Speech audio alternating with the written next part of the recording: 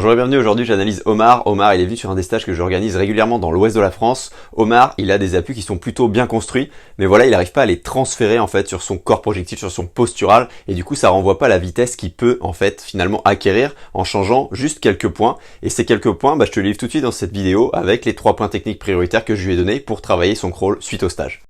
Yes, salut Omar. Le truc bien, c'est que au niveau des appuis, il y a vraiment des choses intéressantes au niveau de ton catch, au niveau de ta prise d'appui, au niveau de l'accélération aussi, même au niveau de la poussée en arrière. Mais il y a quelques points que tu peux faire un peu mieux. Donc je les ai mis en premier parce que je pense que tu vas réussir à les régler et ça va t'aider aussi pour le reste. D'accord, tout simplement. Le premier point, ça va être de chercher à pousser un peu plus en arrière, notamment à droite. Tu vois là, à gauche, ça passe bien. Et à droite, on va le voir, il y a des gerbes d'eau en fait qui partent au-dessus de l'eau, donc tu perds de l'énergie, tu perds de la propulsion à ce moment-là. Et à gauche, le problème, il serait où? Il serait plutôt sur, tu vois, là t'as la main, t'as fini ta poussée, donc t'as pas la même amplitude, t'es pas allé chercher aussi loin que sur le bras droit. Mais par contre, t'as la main, tu vois là, elle revient alors qu'elle est encore dans l'eau, donc ça crée des freins, et tu vas voir que on voit en fait les gerbes d'eau aussi que t'emmènent, parce que tu la ramènes, alors que ta main elle est pas dégagée, d'accord? Finis ta poussée, ta main va être dégagée, il suffira de ramener le bras dans l'air, il y aura moins de freins là-dessus. Yes, donc vue de haut, regarde ce qui se passe ici, bras droit, boum, on voit les quelques gerbes d'eau qui partent ici, donc tu pousses vers ici. L'idée c'est vraiment d'aller vers les pieds. Et ensuite, hop, bras gauche. Regarde, à ce moment-là, tu ramènes la main. Tu vois clairement, alors que t'as pas fini tout à fait ta poussée, t'as le temps de finir, t'as le bras qui est en projectile devant. Prends ton temps là-dessus, d'accord? Nage grand, et tu vas voir qu'à force de le faire à allure tranquille et à allure basse, ça va se faire aussi en allure de course comme sur la vidéo ici. Donc ça pour moi c'est les points les plus faciles à régler pour toi. Les autres points, ils vont être au niveau projectile parce que ce que je vois au niveau des pieds, c'est qu'ils montent, ils descendent. Ils montent, ils descendent. Et ils descendent quand? Ils descendent, boum, sur ton inspiration. Là, sur ton inspiration, tac, c'est redescendu. On voit clairement ici, de toute façon, enfin on voit clairement, on voit le genou, on va pas dire clairement. Ensuite, t'appuies, boum, ça se remet. T'appuies, boum, ça se remet. C'est toujours ça, t'inspires, ça descend, ça se remet. C'est normal qu'il y ait un léger changement, mais là, toi, t'as un gros changement, et du coup, ça crée de grosses résistances à l'avancement. Donc regarde, sur cette vue-là, tu vas le voir de toute façon clairement. Ce qu'on va chercher à faire en fait, déjà c'est, regarde la tête. La tête en fait, elle emmène, elle creuse ici, et derrière qu'est-ce que ça fait? Ensuite, quand tu inspires, ça descend, ça descend, ça descend. Tu vois, là, clairement tu t'es déshorizontalisé. Et ensuite, t'appuies sur les pieds, sur les battements, tout à fait normal. Et là, qu'est-ce que ça fait? Tu te réhorizontalises. Donc on fonctionne par étapes tout simplement. T'alignes ta nuque bien à plat, visage parallèle au fond de la piscine. Ça, c'est le premier point. Le deuxième point, tout ça, tu l'immerges encore plus parce que tu as de l'air ici, donc mécaniquement, ça fait remonter tout le reste, ok, tout simplement. Donc ça va te maintenir vraiment plus horizontal plus longtemps et surtout, ça va te permettre de te remettre horizontal à nickel à 100% après ton inspi et de rester longtemps avant ton inspi.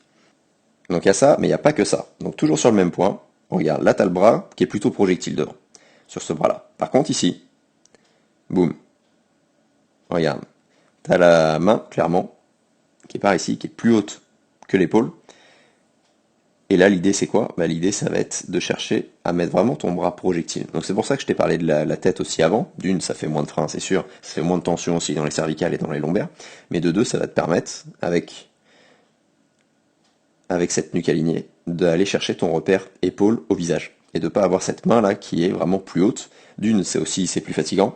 Et de deux, ça emmène aussi, vu que ça appuie avec l'eau, avec la main légèrement, tu vois, ouverte, là, inclinée là, ça appuie un peu ici, et donc si ça appuie ici, et que tu es assez fort, en fait, musculairement au niveau des épaules, ça part pas, en fait, ça te fait pas monter le bras à la surface de l'eau, ok? Ça fait monter, en fait, le reste, parce que j'ai l'impression que tu es plus faible au niveau du corps, au niveau du postural, et du coup, si ça fait monter le reste, ça fait descendre une partie. Tiens, je voulais m'arrêter sur cette image, parce que regarde, en plus le fait d'avoir le bras un peu plus projectile à gauche, ça va faire que ton catch il va être un peu plus profond, donc il y aura plus d'appui, il y aura plus de propulsion, et tu seras à mon avis aussi plus à l'aise en fait dans cette position-là, clairement, parce que là tu as le coude à la même hauteur que l'épaule. Ça peut se faire, hein, bien sûr, mais c'est quand même pas si simple à faire. Regarde, ton épaule du coup elle se dégage très très tôt.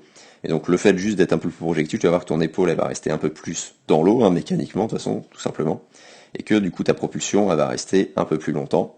D'accord, un peu plus en profondeur, on va dire ça comme ça, avec plus de surface d'appui en fait tout le long du mouvement. Donc tu vas aller plus facilement vers l'avant, et en plus sur cette fin de poussée, vu que tu seras censé aller chercher plus loin, d'accord, et mécaniquement tu vas voir que sur ce coup de barre là, tu seras beaucoup plus à l'aise. Parce que là, sincèrement, en termes d'alignement, à part la tête, là t'es quand même vachement bien placé. Et ce placement-là, c'est exactement ce que je veux sur l'inspiration. Donc inspiration, comme je te le disais, regarde le placement que tu as quand tu inspires. Là, tu as le bras, on a cette impression là qui part par ici. Mais moi, je pense que c'est en fait ton corps, là, enfin c'est ton bras qui bouge ton corps, ok? Parce que ton corps n'est pas assez indéformable.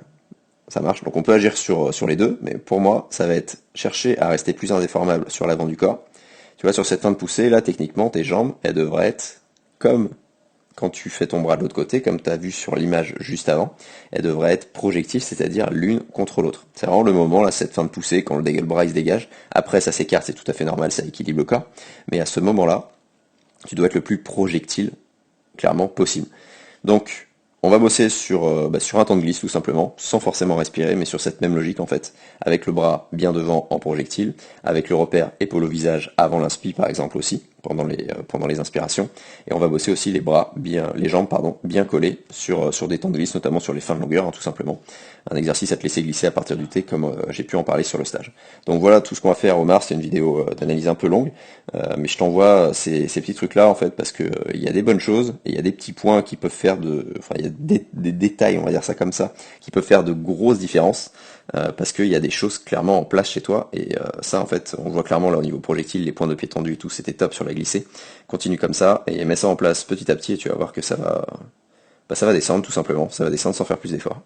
Si toi aussi tu cherches un crawl vraiment plus en glisse avec un exercice que recommandent les milliers de triathlètes qui l'utilisent en ce moment, l'exercice de la paume magique, je te mets le lien en description, lien vers une semaine d'entraînement offerte avec 3 exercices en vidéo dont la paume magique. Je te laisse découvrir tout ça et je te dis à très vite.